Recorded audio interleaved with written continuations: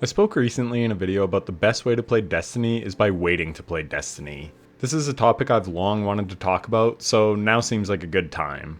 I was a content creator on the game, so I had to play things basically as soon as they were out so that I could make videos on it. Because the reality is, from a Destiny content creator perspective, Destiny content is extremely time sensitive, and that can be really annoying as a creator. You have to rush through the content and be the first person to make a video on the topic to get the views.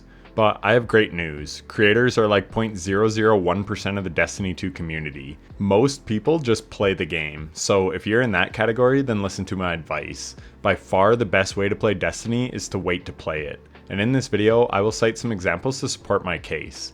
So the first one is the most obvious. I despise time gating, and Bungie's are masters at it. And more concerningly, they seem to be doubling and tripling down on time gating. But you can fight back, and that is by waiting until near the end of a content cycle to play, and doing this will reward you handsomely. First, let's start with their weekly seasonal challenges. These roll out week over week, and they provide you with a ton of XP. So if you wait till super late in the season, you'll be cranking out a ton of these. And it's worth noting that many of these used to be retroactive back in the day, but now I don't think that any of them are. And I think the reason for this is because Bungie's player metrics are slipping because the game just isn't that enticing to play anymore, so they're trying CD manipulation tactics to get you to play. But if you just wait till a week or two left in a season, then you will unlock these like crazy. I recently did a stream with Chablo91 where we duoed every GM so that I could guild my Conqueror seal, and I shot up like 30 levels just in that stream, just by passively unlocking seasonal challenges. These seasonal challenges also used to stop with like 4 weeks to go in a season, but now they seem to go right until the end, and again, this is because Bungie has to trick you into playing rather than just making fun and engaging content. And speaking of their content, the stuff they do put out is often littered with bugs. They introduced 3 new aspects in episode Heresy, and 2 of them didn't work as intended: Onyx Sentry and On the Prowl. So sure, you could still use them, but they weren't in a proper state, and it took them over 3 months just to fix Ionic Sentry. I'm not sure how long it took for On the Prowl, but let me know down in the comments, but it was at least a month. But after that month, I stopped covering the game and caring about their patch updates, so I didn't really keep up to date. So if you wait to play, then all the new stuff may just be working by the time you hop in. A little while ago when Tinashe's Mastery came out, people grinded like crazy for a god roll, but then the next time that Iron Banner came up in rotation like a month later, there was a god roll waiting in the reward track. But if you had already claimed it or reset the track, you were fucked. So again, the people who waited were rewarded. And some people in my comment section reminded me that the same thing happened with the Arc Trace Rifle Warlord's Spear, where a desirable god roll was available in the reward track, but only after the hardcore players already grinded Iron Banner for the god roll the first time it was around. And for what it's worth, I've had a theory for a long time that if you take a break from the game, you do get better RNG. I took a break for a month, came back when Lotus Eater was in rotation recently, and I bought my first roll at Zavala, and it was a Repulsor Race and Destabilizing Rounds roll. I'm not saying it's for sure, and I obviously have no actual data to back this up, but I'm just saying, I've seen a ton of anecdotal evidence from friends who have taken long breaks, who then get a raid exotic their first try, or a god roll from trials or whatever. I'm just saying. So next, let's look at Vesper's Host. You couldn't use Tether for numerous months. The boss had a soft locking issue for ages, and also there was a bug with dunking the core, and from what I hear, the Icebreaker Catalyst puzzle is still bugged for some people. So if you wait, then hopefully most issues like that are fixed by the time that you jump in. I will say though, that the Servitor boss is a bigger pain in the ass now to kill thanks to the tether fix, so there can be a downside to waiting sometimes, but I digress. Speaking of dungeons, let's talk Sundered Doctrine. The first week that dungeon was out, the dungeon exotic was not dropping for anyone. If you beat it on contest, you got it, but no one could get it to drop at all until Bungie issued a fix. Also, the Zoetic Lockset boss's crits were not registering crit damage, and I don't even know if this has been fixed yet, but again, if you waited to play their half-baked game, hopefully these things will be fixed by the time that you hop in. Bungie has refreshed loot on old raids like Vault of Glass, Last Wish, and Garden of Salvation, but the quest to get the red border wasn't working right away for one of those raids, and I think they also increased red border drop rates after a time for one of those raids. So the people who jumped in right away to farm had their red border drop chances throttled. But if you wait, then you can complete red borders faster.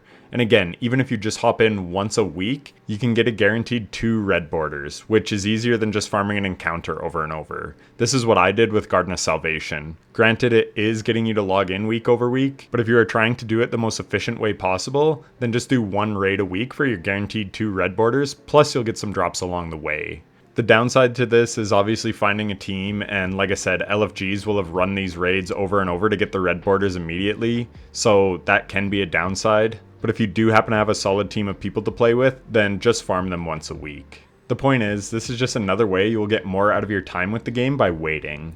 I remember back in Season of the Plunder, there was a triumph for killing like 200 specific enemy types. People complained and eventually it was lowered. And speaking of Plunder, that season also had stupid low red border drop rates, but after people complained, they buffed the drop rate. Granted, that content is now no longer in the game thanks to sunsetting and making most of their content disposable, so if you waited too long, then you would never get the Plunder weapons, but even that wouldn't be a huge deal because they've now been power crept. But speaking of activities that are in the game, let's look at the Nether. I think people were complaining about the weapon drop rates being too low for Court of Blades, so eventually Bungie buffed the drop rate. Are you seeing a pattern here? They actually do this a lot. They throttle progression at the start, and then when people get tired or complain, they buff it later on. And I think people also complained that there was a lack of drops with multiple weapon perks, and I believe Bungie went on to address that as well.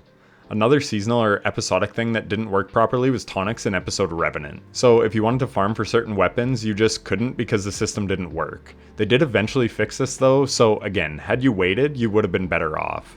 As I said, I recently did a stream where I got Gilded Conqueror, and I planned that stream for when the Lotus Eater sidearm was in rotation. Ideally, you would want to hop in and farm out a sidearm when it's double loot week, but if you wait until the Conqueror node is completely out, then you can still get 9 drops just for something that you'd probably be doing anyways. So this is another W for waiting.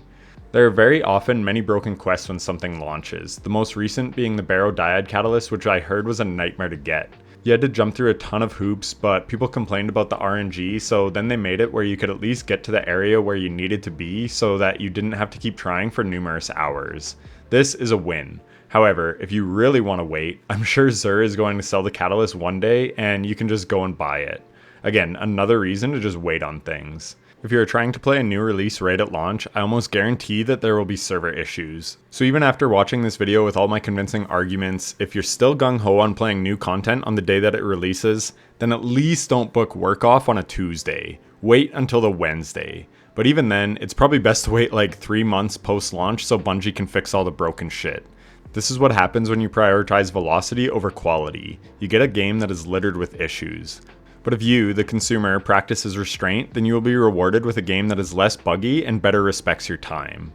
Also, the last week of a season, there is usually double XP for like all the core activities so that you can level vendors faster, which is another huge win. I used to always guild Dredgen, but I would only do it on double Gambit XP week. There is one big drawback to waiting, and that's if you play Trials of Osiris. You definitely want to hop in on Friday or Saturday after a new gun drops. That is when player populations are vastly at their highest, so don't wait for that. You don't want to be stuck grinding for a weapon during the late stages of a season in that playlist. But for any PvE related things, it's always best to wait. Anyways, this is a topic that I wanted to talk about for years and years, and I just never got around to it because I was always too busy staying on top of the current thing in Destiny. And on the content side, a lot of creators step away during those late season lulls, and I actually use those lulls to work on passion project videos or whatever else. I saw good growth even in late stages of seasons. Sure, the views are down because less people are playing Destiny, but the views that you do get are really appreciated because the big creators all don't want to make videos because the game is less popular at the moment. You can see it with Error especially. He comes around for 1 month every season and then dips, so use it as a time to hopefully grow. Anyways, I'm sure I could cite hundreds more examples, but you get the point. Comment down below some other reasons why it's good to wait to play Destiny. Be as specific as you like, as I'm sure I missed some big examples. I hope you enjoyed the video, and I'll catch you in the next one. Take care.